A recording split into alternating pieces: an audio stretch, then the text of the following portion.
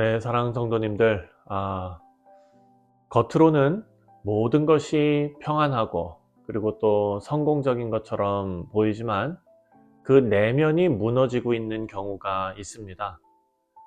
집이 아무리 튼튼해 보여도 기초가 다 썩어 있다면 결국 무너지고 맙니다.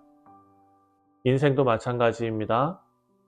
남들이 겉으로 보이기에는 좋아 보이고 부러워 보이고 하지만 그 안이 다 골마 있다면 그 인생도 비참한 인생이 될 것입니다. 오늘 본문에 등장하는 이스라엘 백성, 그들도 마찬가지였습니다. 그 시대에 부유하고 사치스럽고 또 안전과 번영을 자랑하면서 누리고 있었습니다. 하지만 하나님께서 보시기에는 영적으로 골마 있고 영적으로 파산한 상태였다라는 것입니다. 아모스는 이스라엘 지도자들 그리고 그 부유한 자들을 향해서 화 있을진저 라고 외쳤습니다. 그들의 안일함이 하나님께 대한 불순종 그리고 정의와 공의의 왜곡으로 이어졌기 때문입니다. 우리가 어제도 묵상했지만 정의와 공의는 하나님의 성품입니다. 자, 오늘 말씀은 우리에게 영적 안일함이 어떤 것인지 그리고 또 그 위험성이 어떤 것인지 또한 우리가 하나님께서 원하시는 삶을 살기 위해서 어떤 길을 걸어가야 하는지 우리에게 길잡이가 되어줍니다. 자, 먼저 아모스는 1절 말씀에 이렇게 말합니다. 1절에 화 있을진저 시온에서 교만한 자와 사마리아 산에서 마음이 든든한 자 곧 백성들의 머리인 지도자들이여 이스라엘 집이 그들을 따르는도다 이렇게 말합니다. 시온에서 평안한 자들, 사마리아 산에서 안일한 자들 이렇게 그들을 책망합니다. 그리고 그들이 잘못된 안전감과 그리고 자기 만족을 가지고 있었다라고 고발하고 있는 것입니다. 먼저 잘못된 안전감이라는 것은 이스라엘 지도자들이 자신들이 강한 국가적인 어떤 번영과 그리고 안전을 누리고 있었기 때문에 하나님의 심판이 자신들과는 아무런 상관이 없다라고 여긴 것입니다. 이것이 바로 잘못된 안전감입니다. 자, 그들은 주변 국가들이 하나님 앞에 다 멸망하는 것을 보면서 자신들을 비교하면서 자만했습니다. 2절 말씀을 보면 이렇게 말합니다. 너희는 갈레로 건너가서 보고 거기에서 큰 하마즈로 가고 또 블레셋 사람의 가드로 내려가라. 너희가 이 나라들보다 나으냐? 그 영토가 너희보다 넓으냐? 이렇게 말합니다. 아모스는 이 자만이 잘못된 판단이라는 것을 경고하는 것입니다. 여러분 신명기 8장입니다. 17절, 18절에 그러나 내 마음에 이르기를 내 능력과 내 손의 힘으로 내가 이 재물을 얻었다 말할 것이라. 내 하나님 여호와를 기억하라. 그가 내게 재물을 얻을 능력을 주셨음이라. 이와 같이 하심은 내 조상들에게 맹세하신 언약을 오늘과 같이 이루려 하심이니라. 자, 내 마음의 길을 내 능력과 내 손의 힘으로 내가 재물을 얻었다 할 것이라. 그리고 내 하나님을 기억하라. 사랑하는 성도님들, 이스라엘은 자신들의 그 부와 그리고 권력과 이 모든 것이 스스로의 능력으로 이룬 것으로 착각했다라는 것입니다. 하나님 의지하지 않고 교만에 빠졌습니다. 이것이 바로 잘못된 안정감입니다. 두 번째로 아모스가 이들을 책망하는 것은 바로 향락 그리고 사치입니다. 사치. 4절과 5절입니다. 4절과 5절에 상하상에 누우며 침대에서 기지개를 키며 양떼에서 어린 양과 우리에서 송아지를 잡아먹고 비파 소리에 맞추어 노래를 지절거리며 다윗처럼 자기를 위하여 악기를 제조하며 자, 이렇게 악기를 연주하고 침상에 누워서 그냥 침상도 아니고 상하 침상에 누워서 사치로운 그런 삶을 즐기고 포도주를 대접하고 마시고 악기를 연주하고 향락에 빠져있는 모습 이것이 바로 4절과 5절에 묘사된 그들의 모습이었습니다. 하지만 가장 큰 문제는 그들이 이런 번영 속에서도 요셉의 환난에 대해 근심하지 않는다라고 지적하고 있습니다. 6절입니다. 대접으로 포도주를 마시며 귀한 기름을 몸에 바르면서 요셉의 환난에 대하여는 근심하지 아니하는 자로다.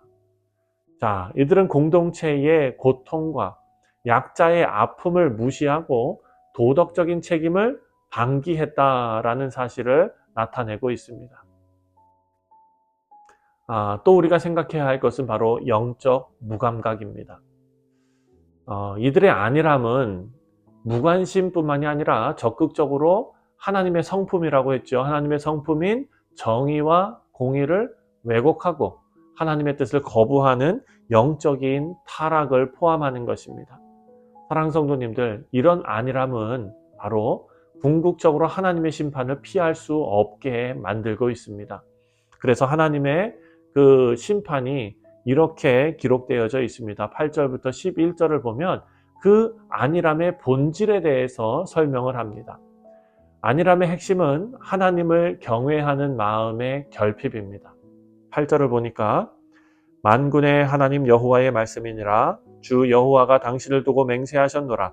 내가 야곱의 영광을 싫어하며 그 궁궐을 미워하였으므로 이 성읍과 거기에 가득한 것을 원수에게 넘기리라 하셨느니라.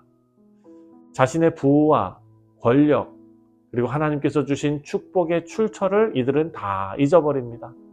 야곱의 영화를 자랑하면서 교만에 빠진 이스라엘의 모습입니다. 사랑하는 성도님들, 교만과 안일함은 늘 함께 작용합니다. 이스라엘은 자신들이 스스로 번영을 이루었다고 자부했죠. 이게 교만입니다. 하나님을 경외하거나 의지하지 않습니다. 이런 태도는 하나님을 멸시하고 자신들의 교만을 높이는 영적인 타락으로 이어지기 마련입니다.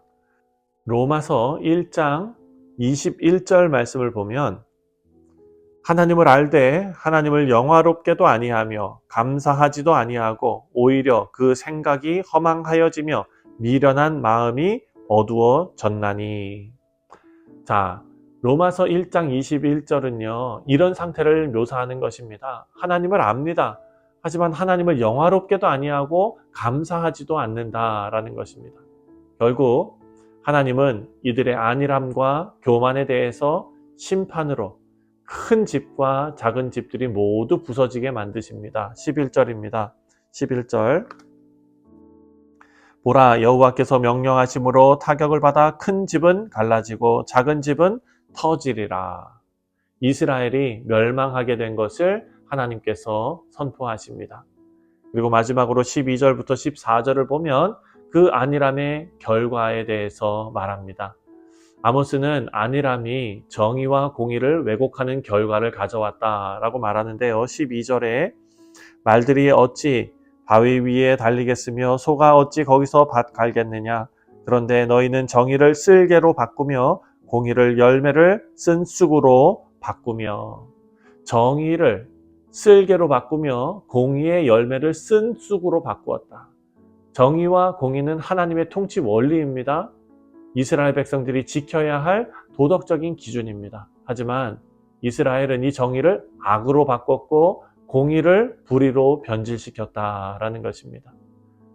가장 큰 책임은 지도자들에게 있습니다. 지도자들이 약자를 억압하고 정의로운 판결을 왜곡했습니다. 이것이 바로 공동체를 파괴했고 또 하나님의 성품을 왜곡하는 심각한 죄를 만들게 된 것입니다. 사랑하는 성도님들, 아모스 6장은 이 이스라엘에게만 해당하는 말씀이 아닙니다. 오늘 우리에게도 도전을 줍니다.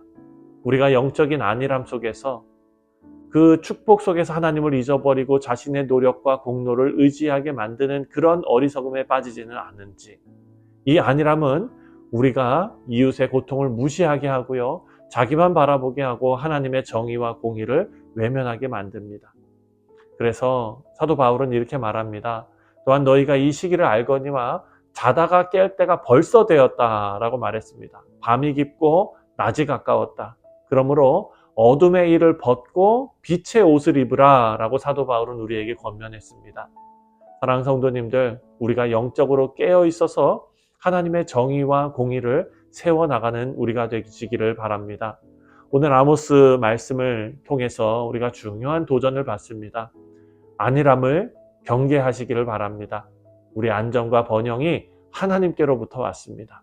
또한 정의와 공의를 실천하고 약자를 돌아보고 또 영적으로 깨어서 하나님을 경외하는 교만한 삶에서 벗어나 하나님을 뜻을 이루는 도구가 되시기를 주님의 이름으로 축원드립니다. 기도하겠습니다.